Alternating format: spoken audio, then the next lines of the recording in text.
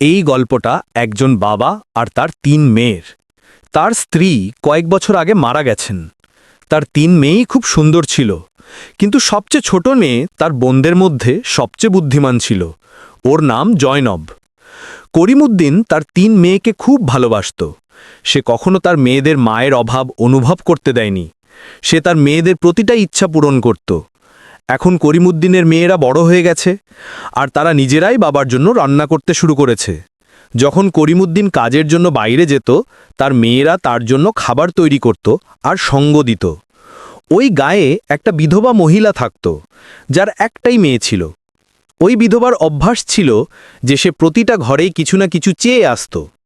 যখন মেয়েরা বাবার জন্য রান্না করত, তখন ওই মহিলা তাদের বাড়িতে কিছু নেওয়ার জন্য এসে যেত।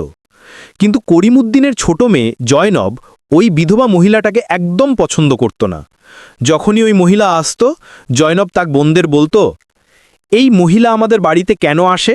দেখবি ওই মহিলা একদিন আমাদের জন্য বড় সমস্যা তৈরি করবে। ওই মহিলা প্রতিদিন তাদের বাড়ি থেকে আগুন আনে আর সুযোগ পেলে করিমউদ্দিনের খাবারে গুঁড়ো মিশিয়ে দেয়।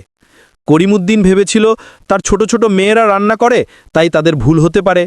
সে তার মেয়েদের খুব ভালোবাসত আর বুঝতে পারছিল না কেন তার মেয়েরা তার খাবার নষ্ট করছে।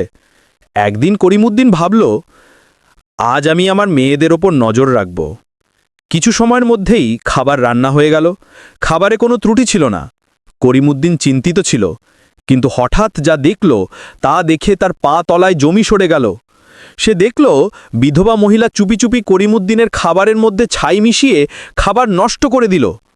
এটা দেখে করিমউদ্দিনে খুব রাগ লাগল। পরদিন করিমউদ্দিন ওই বিধবা মহিলাকে নিজের ঘরে ডেকেছিল আর রাগে জিজ্ঞেস করল, তোমার কিভাবে সাহস হলো আমার খাবার নষ্ট করার?